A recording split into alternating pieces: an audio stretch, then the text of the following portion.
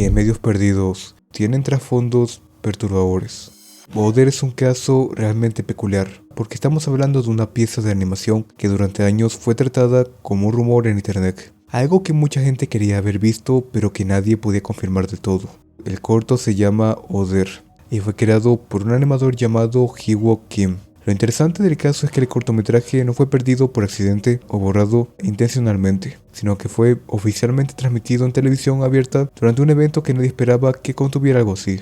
Nicktoons era un canal hermano de Nickelodeon, que funcionaba como una especie de dumping ground para contenido reciclado o series que no tenían el impacto suficiente en el canal principal. Pero además de eso, Nicktoons también daba espacios para cosas más experimentales. El misterio de Other en realidad comenzó en Reddit hace bastantes años, cuando un usuario intentaba recordar un corto que había visto en su infancia entre 2004 y 2006. Este usuario tenía grabado en su memoria un único fotograma que no podía dejar de lado. En esa imagen había una escena sentada en un sillón viendo TV, de aspecto bastante frágil, y la ventana de la habitación estaba rota. Pero lo que realmente lo perturbaba era que por un agujero en el techo asomaba a la cabeza una criatura, algo completamente extraño e inusual.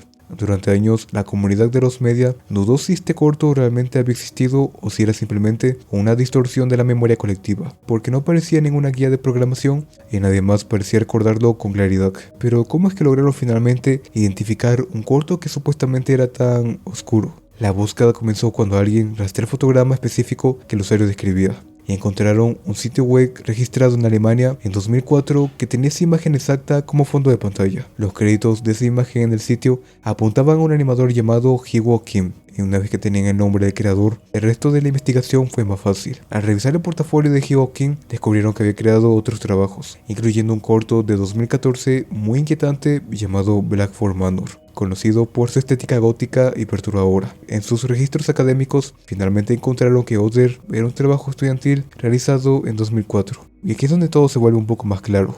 Hee-Wook Kim había creado Other durante su tercer año de estudios en CalArts. Pero, ¿cómo es que un corto estudiantil de una escuela de arte terminó siendo transmitido en un canal infantil? La respuesta es el Nicktoons Films Festival.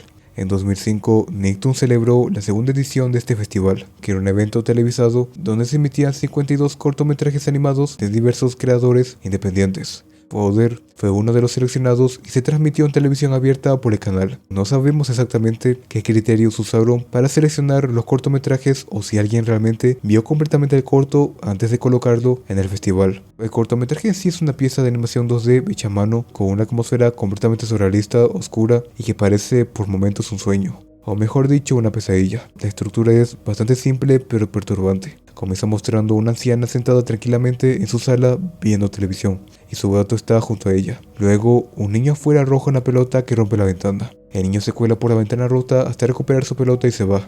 Hasta ese punto, la anciana no reacciona a nada, pero entonces todo se vuelve más skibidi perturbador, porque un pie gigante atraviesa violentamente el techo de la habitación, y inmediatamente después de eso, un ser pálido y con un rostro simplemente aterrador introduce su cabeza boca abajo por el agujero en el techo, observando el interior de la sala.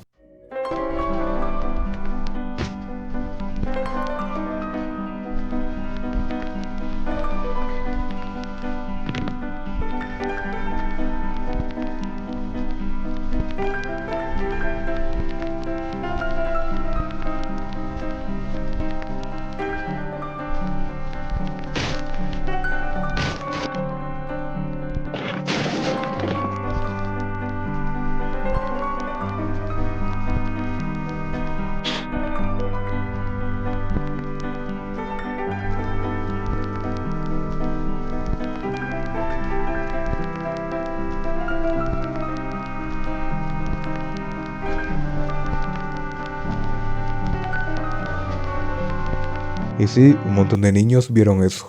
El impacto que Other tuvo no fue por su calidad artística, sino por lo aterrador que era. Estamos hablando de una pieza de animación con tonos sombríos y horror psicológico siendo emitida en la programación habitual infantil de un canal para niños. Hoy un corto que por mucho tiempo estaba completamente perdido e incluso se creía que no era real, sino que se trataba de un sueño. Agage es un caso verdaderamente complejo. Este se trata de un manga escrito por Tatsuya Masuki, ilustrado por Shiro Usazaki. Comenzó a publicarse en enero de 2018 en la revista Weekly Shonen Jump, una de las más prestigiosas publicaciones del manga en Japón. propiedad de la editorial Shueisha. La historia se centraba en el mundo de la actuación y seguía el desarrollo de una joven llamada Keiyo Nagi.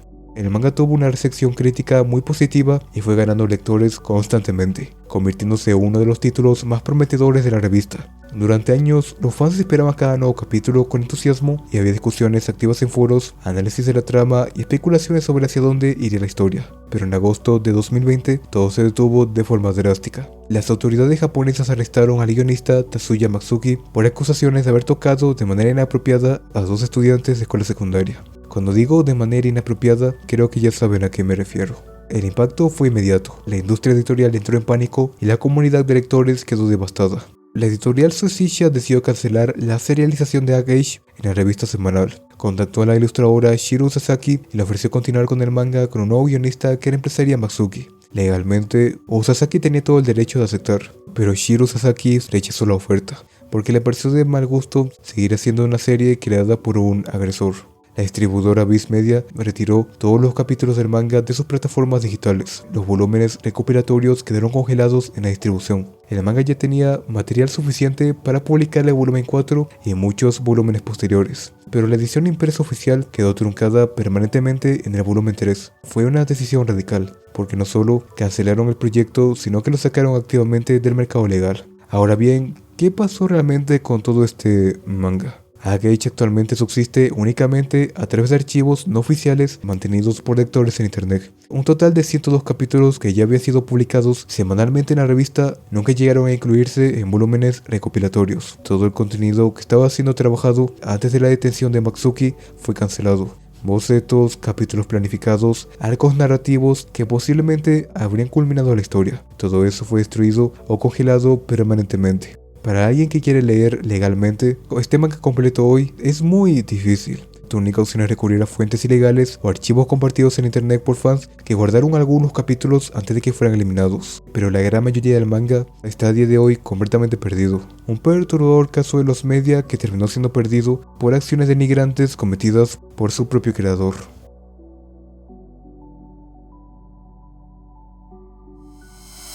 El incidente de Handy Manny es quizás un caso más raro.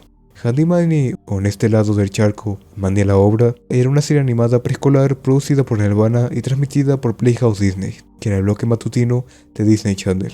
Joder, qué buena serie. La serie comenzó a finales de 2006 y estaba completamente orientada a niños de entre 2 y 5 años. Playhouse Disney era el reino de la programación infantil más segura y controlada que Disney Channel producía. Cada fotograma, cada palabra, cada elemento visual era supervisado para garantizar que fuera completamente apropiado para preescolares. Pero el 30 de marzo de 2007, viernes por la mañana, aproximadamente a las 9:30 am en la costa del este de Estados Unidos, cientos de niños pequeños en Nueva Jersey estaban sintonizando el episodio habitual de Manny la obra a través de Comcast. Y todo estaba normal, pero luego, sin previo aviso, la señal de Disney Channel fue reemplazada abruptamente por la señal en vivo de un canal de contenido explícito para adultos. Específicamente era una fic de Playboy TV o Spy Channel, uno de esos canales de la época que transmitían contenido, ya saben, picante.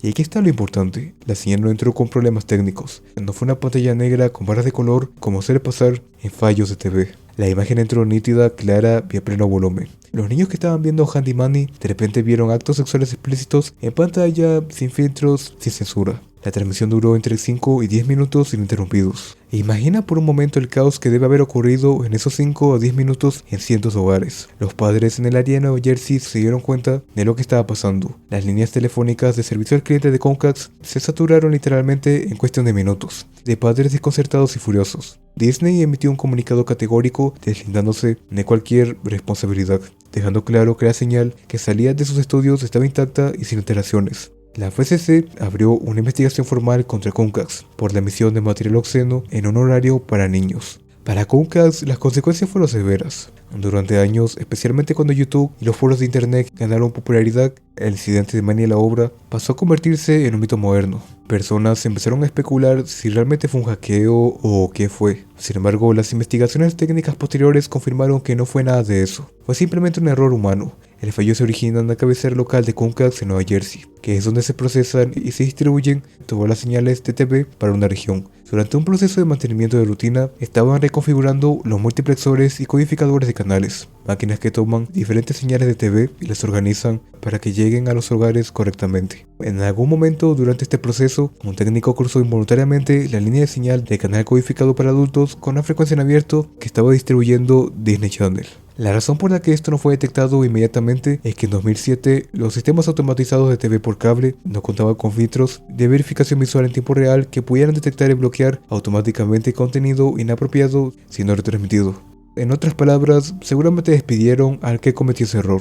Pero, ¿qué tiene de los media todo esto? Bueno, hoy en día, el metraje original del incidente es considerado formalmente como los media. Esto es interesante porque, a diferencia de otros casos, el incidente de Handy Manny fue ampliamente reportado en la época. Muchos noticieros cubrieron la historia de cómo un canal para niños transmitió contenido para adultos. Sin embargo, la grabación directa del momento exacto en que la serie se interrumpe y comienza la transmisión explícita no se encuentra disponible públicamente en internet. Las políticas sobre derechos de autor hacen que sea prácticamente imposible que esa grabación circule en algún lado. Eso nos media que, paradójicamente, es uno de los eventos de televisión más infames en la historia de Disney.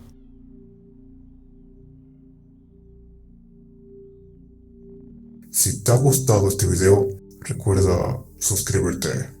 Comenta qué otro caso te gustaría ver ahora. Muchas gracias por sintonizar Los Monos.